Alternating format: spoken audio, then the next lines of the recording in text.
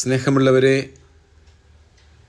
നോമ്പിലെ 43-ാമത്തെ ദിവസമാണ് ഇന്ന്. വിശുദ്ധ ആഴ്ചയിലെ ആദ്യ ദിനം എന്ന് വേണമെങ്കിൽ പറയാം. ഇന്നലെ നാം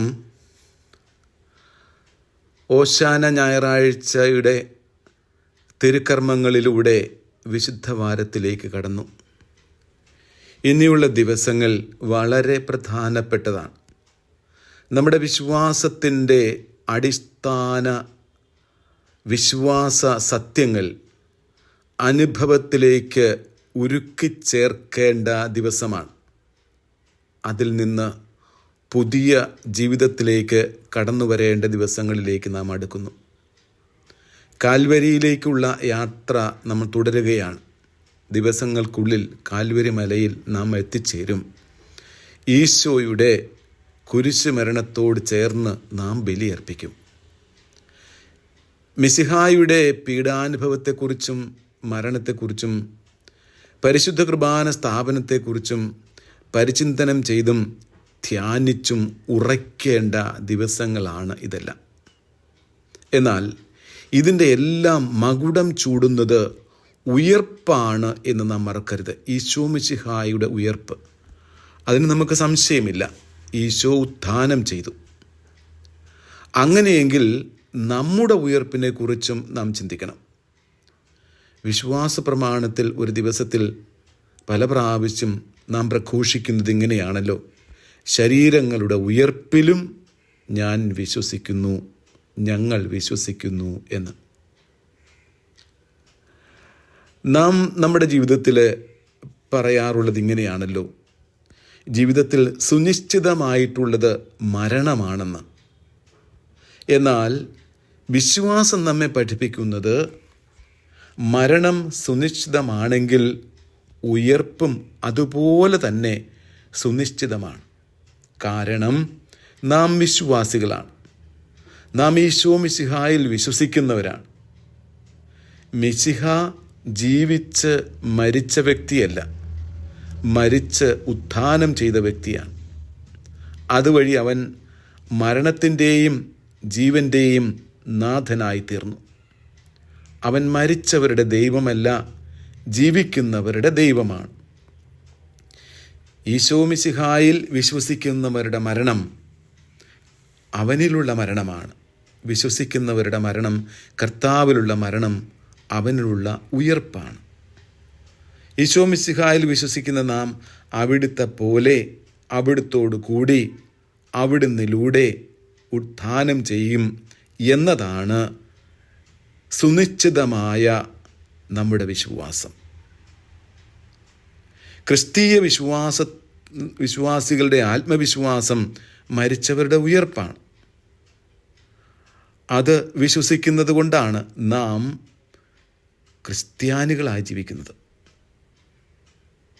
ഉയർപ്പിനെക്കുറിച്ച്, തൻ്റെ തന്നെ ഉയർപ്പിനെക്കുറിച്ച് കർത്താവ് ഉപമകളിലൂടെ സംസാരിച്ചിട്ടുണ്ടല്ലോ വളരെ വ്യക്തമായിട്ട്.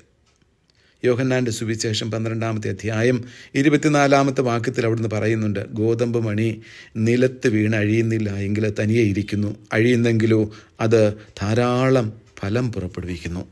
അത് ഈശോ മിശിഹായുടെ മരണത്തെക്കുറിച്ചും ഉത്ഥാനത്തെക്കുറിച്ചുമാണ് പറഞ്ഞത്. നമ്മുടെ ഉത്ഥാനത്തെക്കുറിച്ച് ഈശോ പറഞ്ഞിരിക്കുന്നു. യോഹന്നാൻ്റെ സുവിശേഷം 5-ാമത്തെ അധ്യായം 24 മുതൽ 29 വരെയുള്ള വാക്യങ്ങളിൽ കർത്താവിൻ്റെ വരവിനെക്കുറിച്ചാണ് പറഞ്ഞിരിക്കുന്നത്.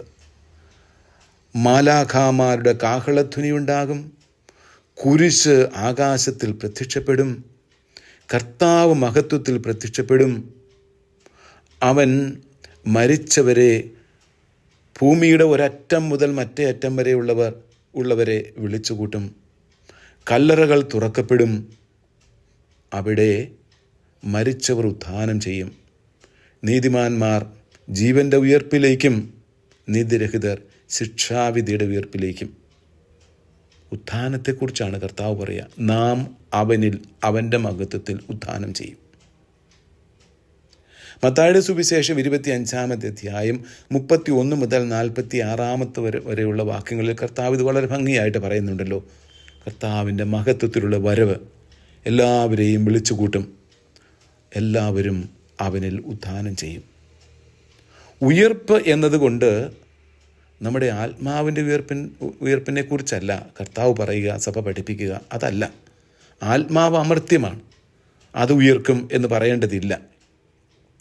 ശരീരത്തെക്കുറിച്ചാണ്.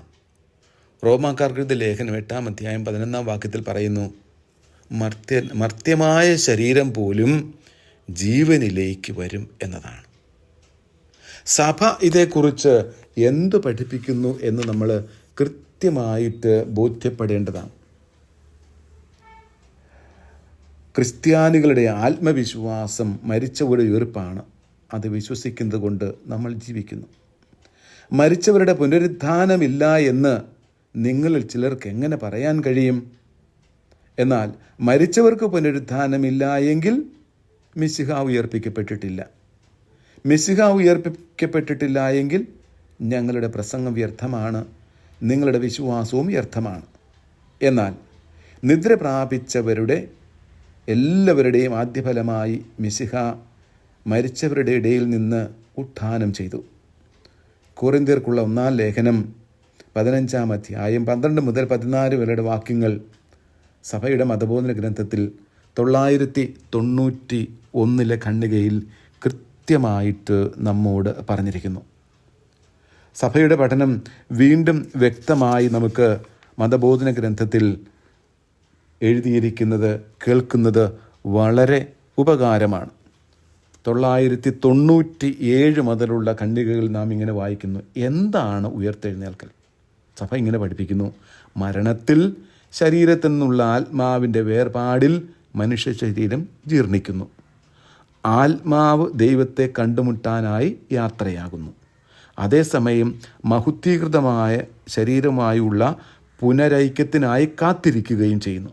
ദൈവം തൻ്റെ സർവാതീത ശക്തി കൊണ്ട് മിശിഹായുടെ ഉത്ഥാനത്തിൻ്റെ ശക്തിയിലൂടെ നമ്മുടെ ശരീരങ്ങളെ നമ്മുടെ ആത്മാക്കളോട് വീണ്ടും ചേർത്ത് നമ്മുടെ ശരീരങ്ങൾക്ക് അനശ്വരമായ ജീവിതം ആത്യന്തികമായി പ്രദാനം ചെയ്യും. ആരാണ് ഉയർത്തെഴുന്നേൽക്കുന്നത്?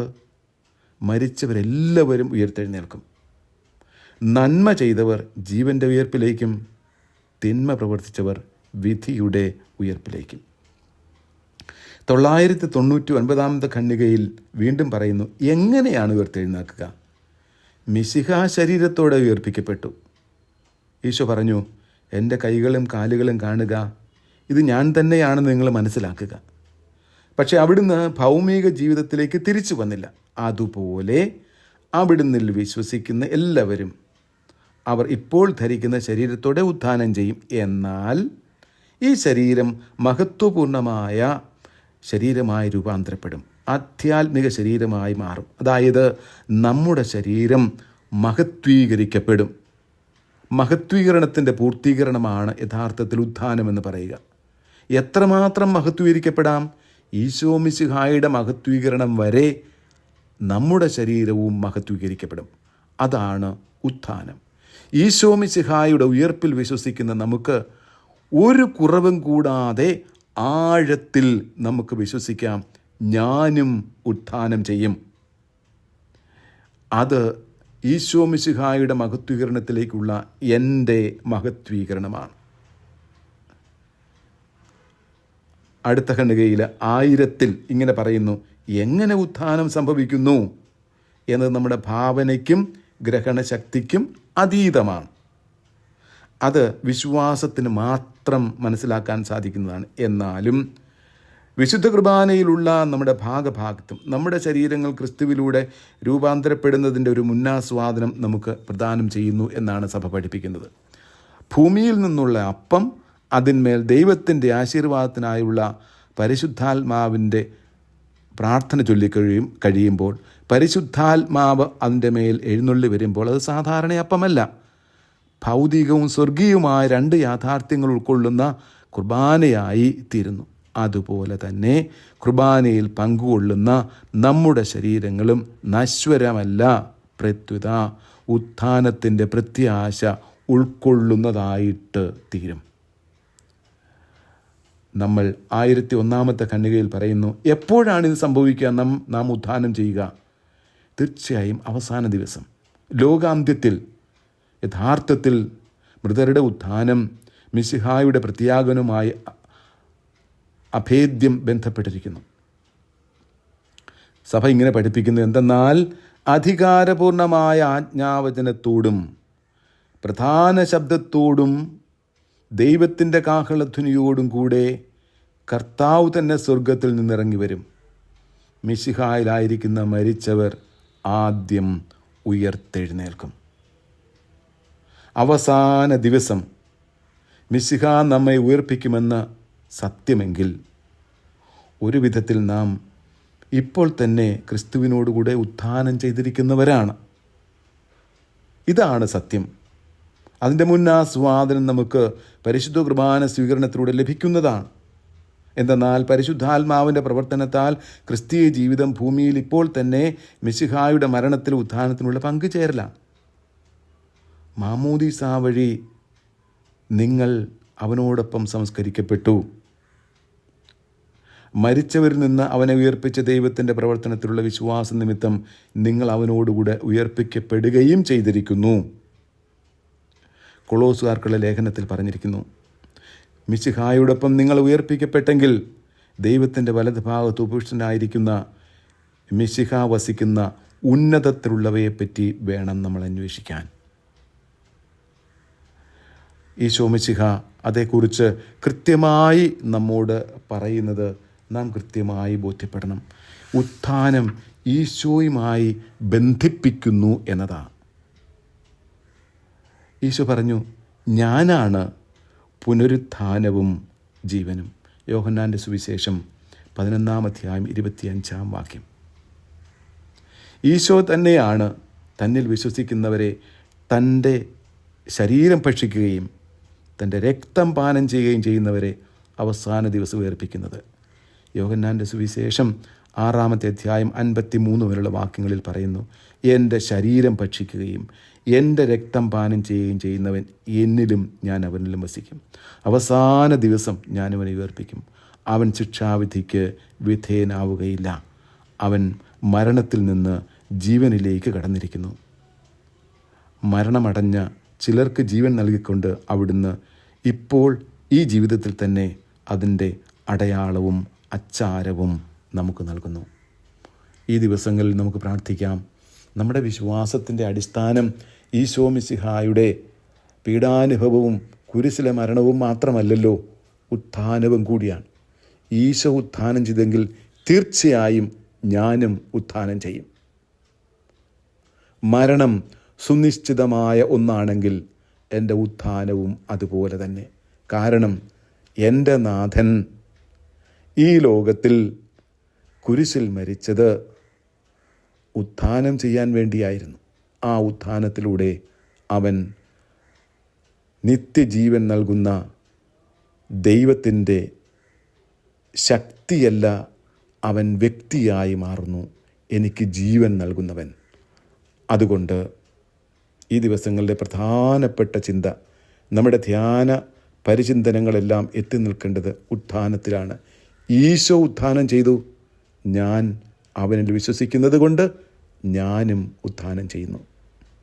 മരണത്തിൻ്റെയും ജീവൻ്റെയും നാഥനായ മിശിഹായെ, നിന്നിലുള്ള ഉത്ഥാനത്തിൽ വിശ്വസിക്കാനും നീ വിശ്വസിച്ചു, നീ ഉത്ഥാനം ചെയ്തു എന്ന് വിശ്വസിക്കുന്നത് കൊണ്ട് ഞാനും നിന്നിൽ ഉത്ഥാനം ചെയ്യും എന്ന വിശ്വാസത്തിൽ ആഴപ്പെടാനുള്ള അനുഗ്രഹം എനിക്ക് നൽകണമേ എന്ന് നമുക്ക് പ്രാർത്ഥിക്കാം.